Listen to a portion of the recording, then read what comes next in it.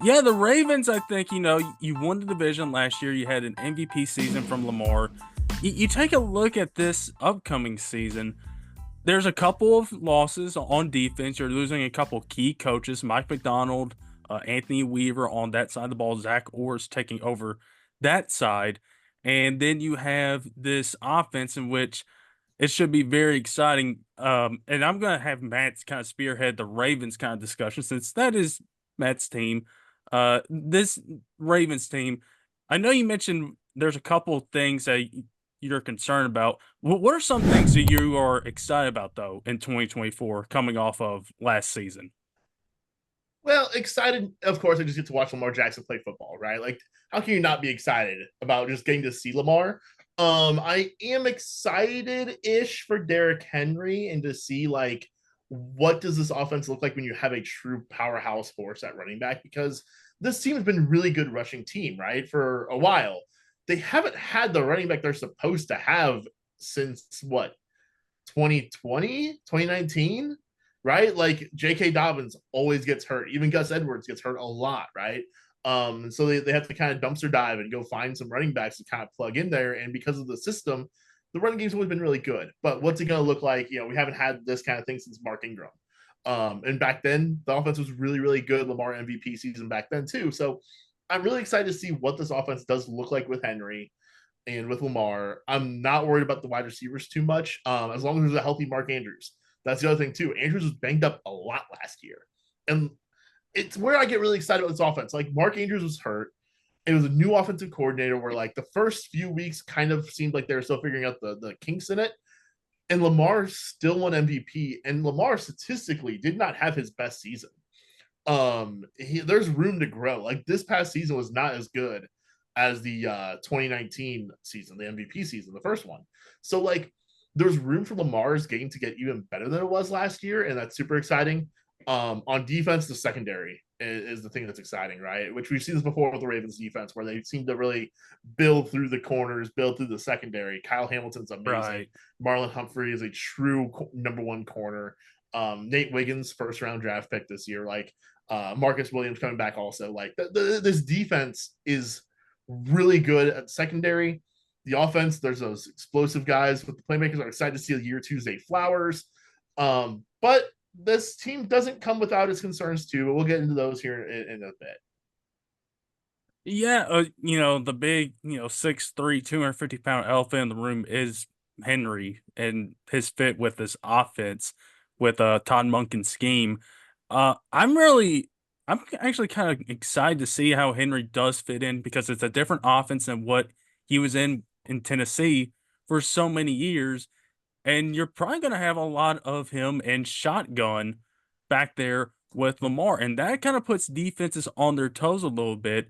And you're not, and it really is going to be helping him and Lamar because you're probably not going to have too many boxes loaded with those two back there. Because with Tennessee, Henry would just have loaded boxes he would have run into. Last year, he was really stopped at the line of scrimmage a whole lot last year, due in part to the Titans' offensive line for not being the best. And so now that he's coming into this system, I think he's not going to have to worry about loaded boxes anymore. And he's probably going to get out in open space a little bit more. We think of Henry as this 6'3", 250-pound bell cow back who can just run through guys, but he can get out there too.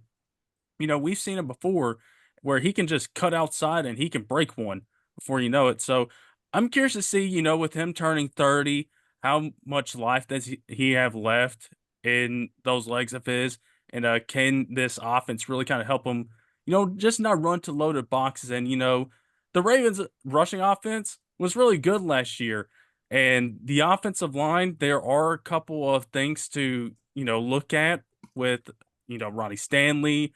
Can Roger Rosengarten start at right tackle early on? But even if it's solid at best, I still think that rushing attack can still be really good. And Monken, I'm really excited to see Lamar in year two of Monken because I think they can maybe do a little bit more stuff in the passing game that can really help Lamar out as a passer. And of course, having Mark Andrews back, that's going to help him out.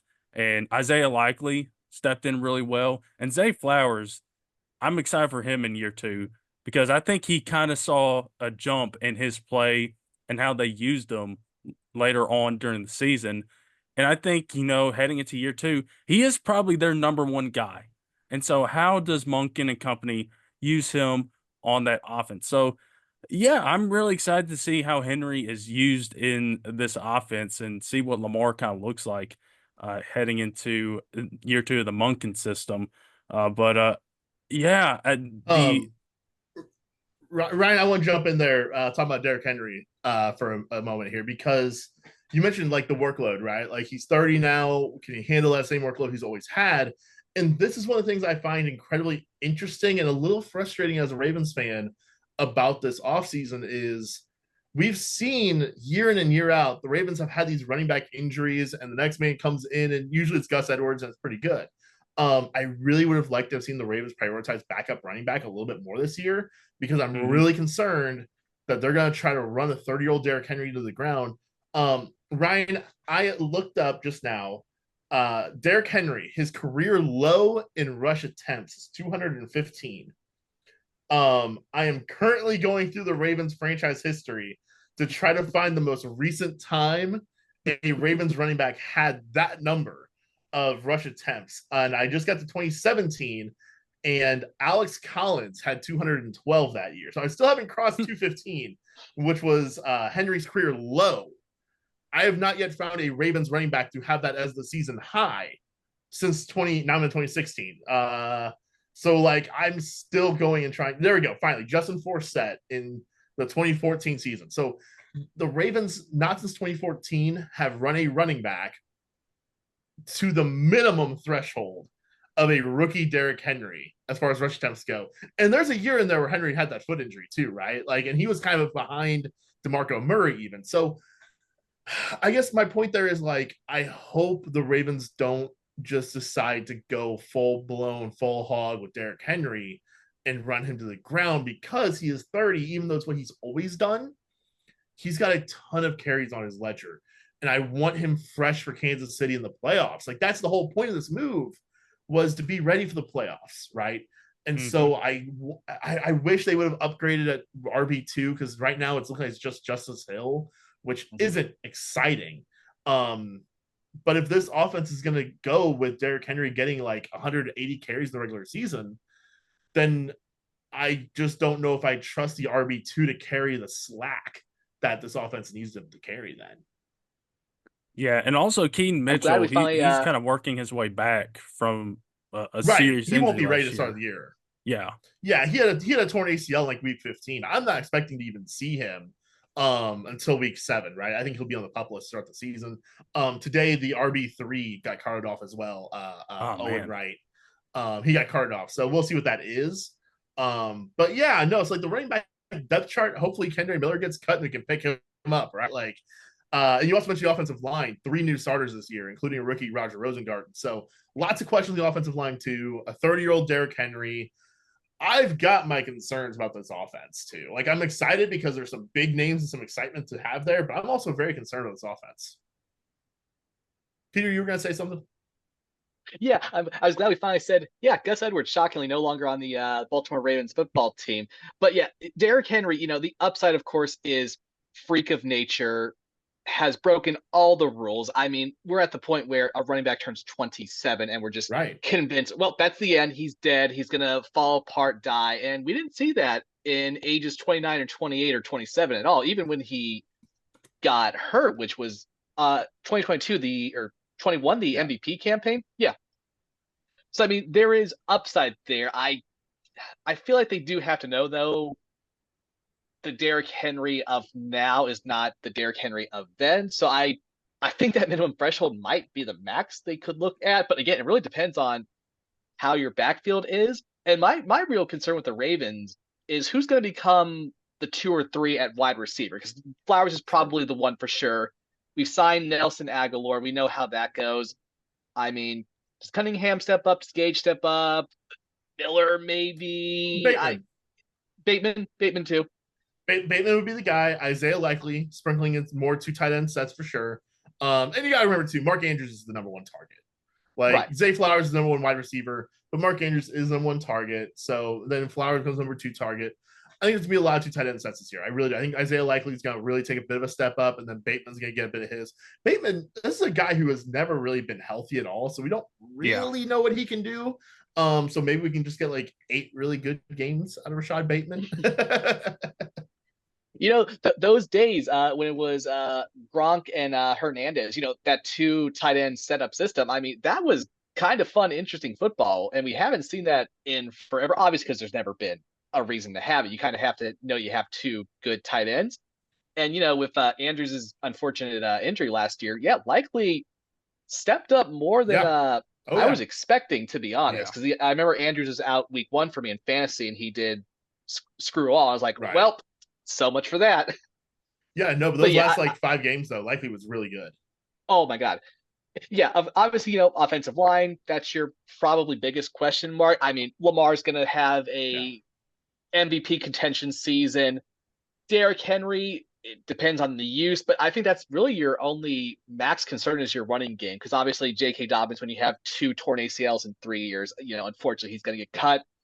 Gus Edwards obviously had injury issues. I'm somewhat surprised, but at the same time, not at all surprised he was cut. The Chargers gave him money. Right. Yeah. It wasn't a Ravens just shipped him off, didn't want him anymore. They kicked him to the curb. No, the Chargers gave him a pretty darn good contract. And it's just, they gave him kind of lead running back money. My apologies. I got him confused with Dalvin Cook. Oh gosh, yeah. I don't know why that happened. I tell you what, I totally forgot about Dalvin Cook, the Baltimore Raven. Yeah, I thought he was a Jet. He was, and then he got cut by the Jets in week 17, and the Ravens picked him up. Yeah. But no, it's funny on both sides of football. I think the line is my issue with the Ravens. On the offensive side, it's the O-line with 3 new starters. On the defensive side, it's the pass rush that I'm concerned about. Ryan, we sat here last year saying, well, this really need to be a big year for Odafe Owe and David Ojabo. And we're going to sit here this year saying this needs to be a really big year for Odafe Owe and David Ojabo. Because last year, Ryan, I don't think Kyle Van Noy was even on the team when we did this preview last year. Mm-mm. And him and Jadeveon Clowney, it may have been one of Clowney's best years he's ever had. Yeah. Those 2 guys led this pass rush. And it's a lot of scheming also, right? The Ravens got a lot of, 3, 4, 5 sack guys from kind of around the entire defense because they do so many creative blitzes, right? Like Kyle Hamilton probably will lead all safeties in sacks. But at the end of the day, I also want to have those solid edge rushers. I miss Terrell Suggs is what this really comes down to, right? And look, Kyle Van Noy is back. I don't know how you could count on him having a repeat performance of last year. And so it's going to come right back over to those young guys, Owe and Ojabo. I need to see something more out of you two to go after the quarterback and really help provide that pressure on this defense. And Justin Madubuike, he's a stud. He's really, really good. He's one guy, though. I need to kind of see the complementary pieces. He had a breakout year last year. I don't want to not mention his name because I'm sure people are yelling at me for it. He's awesome, but it takes more than one guy to have pass rush. Unless that one guy, TJ Watt. Yeah. I think the hope there for Ojabo and Owe is, they now know that, yes, they can hold their own in what is going to be a hellscape that is the AFC North playoff picture. So maybe that momentum and mentality can carry forward. But yeah, it is brutal for the second year in a row to tell basically your rookies. I think if you're still in year 2 or year 3, you're kind of on that cusp to tell them again, guys, I am so sorry, but we need you to be Terrell Suggs. I know that's a big shoe to fill, but it's just you. I'm sorry. Yeah, I think. Please help us. Yeah, last year we were asking the same thing, and this year it's the same. Owe, I think this is a thing with last couple Penn State pass rushers that have come out, him and Chop Robinson. They've gotten really good production as far as getting pressure on the quarterback, but that hasn't produced results. If you're not Micah Parsons coming out of Penn State pass rushers have not been able to produce those results in getting to the quarterback. And this is a big year for Owe because, like you said, he's got his shot now. It's wide open. He needs to take it with this defense. They're counting on him to get after the quarterback. He can't be just met a BK. He just can't be Kyle Hamilton, coming off the edge, blitzing, or Roquan Smith. It's got to be somebody else. And Ajagbo, he's got to step up too. His health has been concerned, and he can't rely on Van Noy. He's getting a little bit too old. He's a crafty Right. veteran, but he can only rely on that for so long. And so those young guys are going to have to step up big time. And so also because, losing Mike McDonald, what's this scheme going to look like? Are there going to be any kind of changes going to Zach Orr, and a lot of the guys on the defense, they are coming back. And so can they just prove like how good they were last year? Can they do it again heading into 2024? Yeah, and there are a lot of really good pieces on this defense. Obviously, losing Patrick Queen is also a bit of a concern, but you have Trenton Simpson, you have Malik Harrison, so there's kind of bits and pieces you kind of fill that role in with. Also losing Geno Stone is also kind of a big deal because Yes. he was kind of the third safety, right? He kind of rotated in, and for most teams, a third safety, you lose him, no big deal, whatever. The value of Geno Stone was then Kyle Hamilton can play in the box. And so you'd have him and Marcus Williams back, and then you have Hamilton basically playing linebacker. And now no Geno Stone. That's going to be a pretty significant loss for the secondary. Yeah, it is. You can't play those three safeties anymore, and so you're going to have to see what you can do with Hamilton. He's going to be the guy that I'm curious to see what he's going to look like in this defense with McDonald gone. See if they continue to use him all over the field because he was awesome last year. He kicked so much butt last year, and so can he continue that going forward in Zach Orr's defense? And of course, that number 2 corner spot, that it feels like it's been filled in by veterans here, and now you got a high-end young talent in Nate Wiggins, who is not the biggest guy, not the biggest corner, but this guy can cover. He has the speed to make up ground if he's beat. And so Humphrey now has a running mate in which I think, you're not just relying on somebody that's a veteran like Marcus Peters or whatnot. You got a young guy there that can really help you out and has some high-end talent and high-end speed to really help the back end of that secondary. And stylistically, he reminds me a lot of Peters. And so I think that's actually kind of a really good thing for this defense is to get that kind of a guy back in there. Yeah, and just taking a look at other pieces of this defense, Roquan Smith, Trent Simpson, you mentioned him.